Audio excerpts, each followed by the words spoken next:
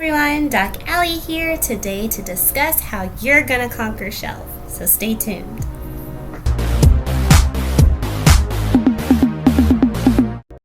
So as promised in my last video discussing the Peds rotation and shelf, I really wanted to come back and reflect on the mistakes I made during preparing for the internal medicine shelf and taking the internal medicine shelf that moved me from passing internal medicine shelf to honoring the Peds NBME, and that's what we're going to talk about today. If you were to go back and rewatch my preparation for the internal medicine videos where I talk about the rotation in two separate videos, you'll come to realize that I kind of changed up the plan near the end or midway through. I'm not really sure when the plan changed, but there was a problem, and that problem was that I broke med school rule number 1.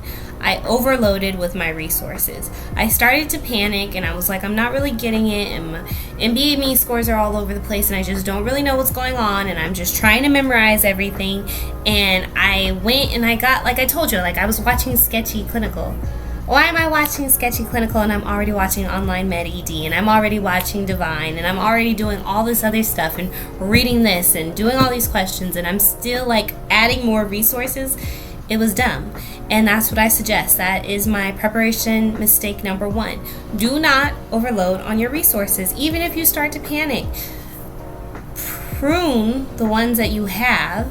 Make sure that they're actually feeding you and they're actually helping you, because that was the mistake I made. Everyone said, read Step Up to Medicine and that'll be good for your internal medicine shelf. Sure, maybe it would have been if that was the kind of reading that I wanted. And I found BRS Peds kind of on my own, if that makes sense. No one suggested it to me. I kind of just did my own internet research about the different sources I could use. And then I know everyone said use First Aid Psych, and so I looked at it first. I was like, let me see what kind of reading First Aid Psych is. And it was perfect for me because I like quick, succinct readings. I don't like a lot of the flutter and the fanciness and all that other stuff. Let's stick to the point. Let's stick to the high yield. Let's stick to what I actually need to know for test day, because otherwise, I finished my last 2 books. I finished Psych and Peds at least 2 weeks before I was done with the rotation, and I wasn't even able to finish the Step Up to Medicine book, and I had 12 weeks. So if that doesn't say something, I don't know what else would. So allow me to reiterate, when you're looking at what feeds you, I know students who literally can just do questions and they're fine. And then there's students like me who like to do questions, who like to watch videos, and who like to have a reading. Then there's people who just want the questions and the reading. Figure out what it is that you like and do that. And if it's not working, then you can consider altering it in a different way. But first, try what you know works best for you before you go trying to do what someone else is doing. Also, if you see that your NBMEs are not progressing, and let's say your first one's good and then your second one's bad, like it was for me, it was all over the place, I postponed mine. It cost me $40, but I still did it because I knew I wasn't ready, and I would rather postpone it than fail. So my suggestion to you guys would be, if you feel you're not ready and you have the opportunity and the possibility to postpone it because you're still within the eligibility period, do that. I know I wanted a longer break. I was like, please, I'm burnt out. I just want a break. I just want to get this test over with. But I'm grateful that I didn't allow my laziness, basically, to take over for why I needed to postpone the test and prepare some more for it. As I've said time and time again, if you have suggestions for me, please, I'm open. Reach out to me, leave a comment. So I've actually been asked, how do you use these resources? Can you expound on it? Let me tell you something. I am not technologically savvy. So I don't know what Anki did and when Anki did it, but some days I will wake up and there will be 200 question cards to review and maybe 50 new to learn. Or other days I'll have 50 new and 70 review. I don't know how that works. I just know that if it's 300 cards I gotta get through that day, I get through 300 cards. I just do what has to be done because I've recognized that Anki is very helpful with drilling in the information, especially things that I constantly get wrong or I constantly get confused in my head. And I really cannot emphasize enough how helpful Dorian's card bank is. So if you can find Dorian, I should be able to list it in the thing so you know what exactly to look for. But if you find Dorian's Anki cards, use them. They're helpful.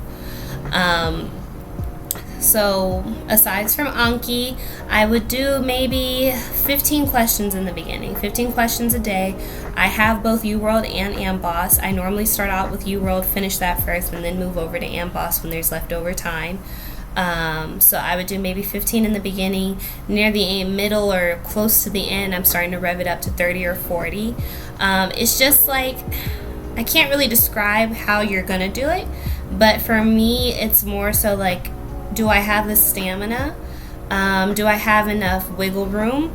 Do I want to do it study mode so I can multitask, because sometimes I just don't want to sit down and just do straight questions, or do I want to do it in exam mode so I'm making sure that, you know, I'm not dealing with that, ooh, I don't know, maybe I shouldn't, maybe it's this one, and that I could get that together before test day.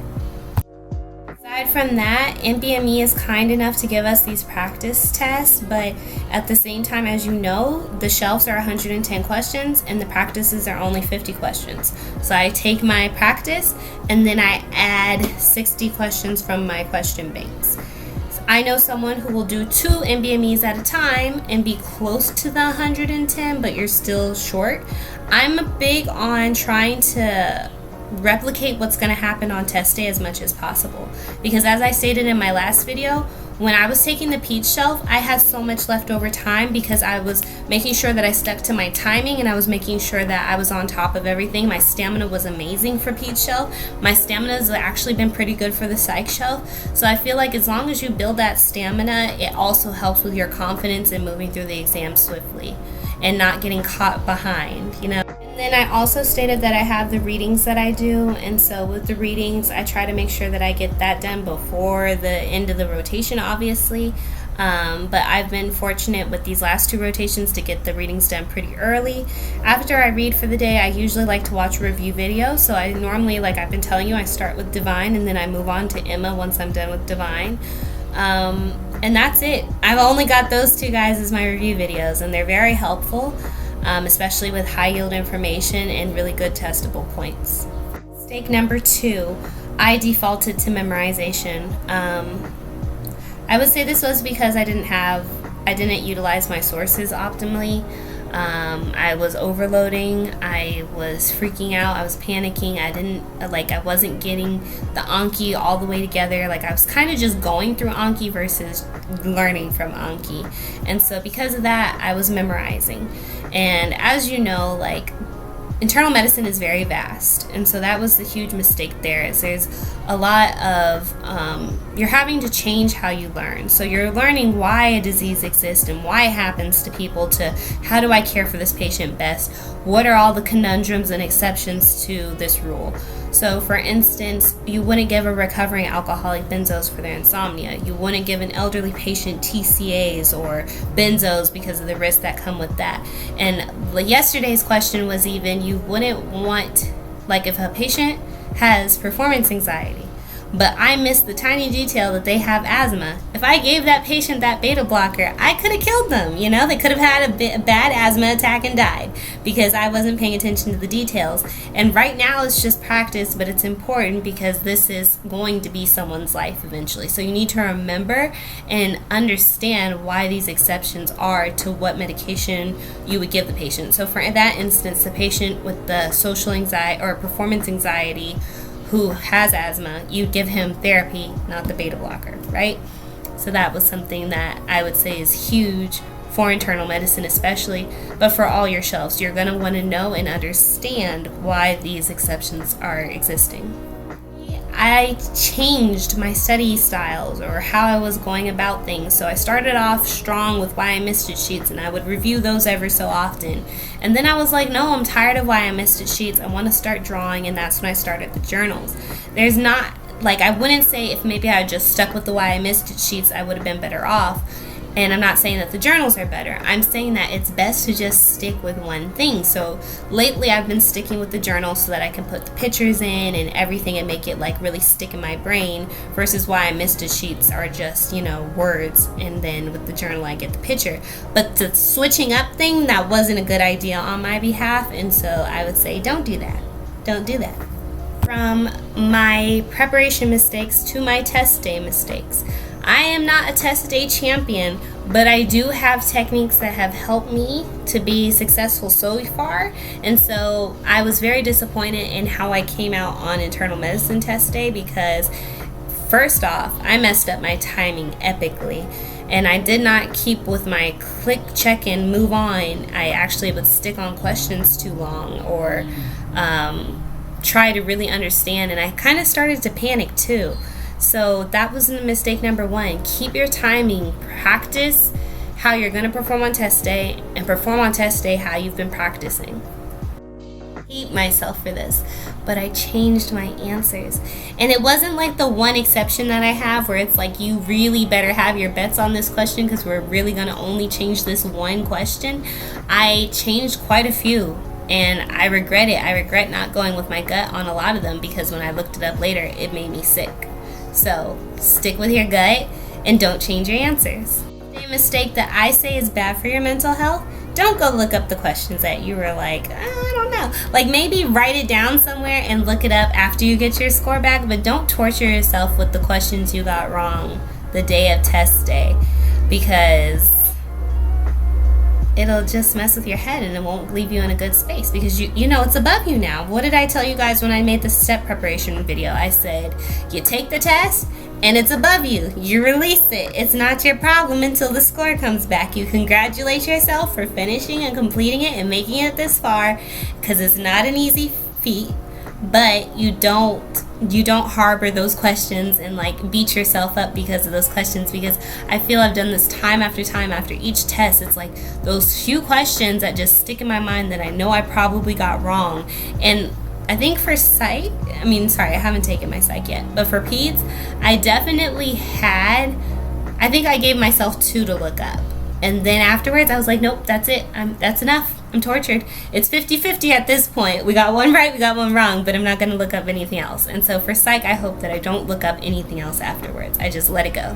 You guys are to go in calm and confident. And if you see that the first 5 questions of your exam make you want to like leave the exam, don't give up.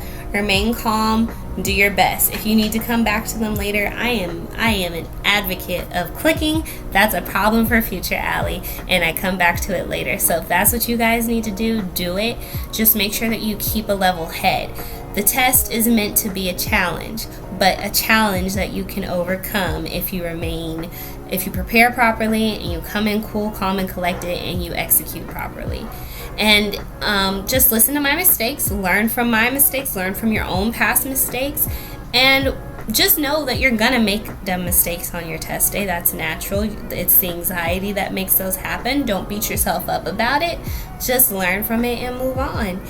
I always say that med school is just a game of Jumanji, you know? Each step has its new challenge, but you can conquer it, and you can conquer these shells. Until next time, guys.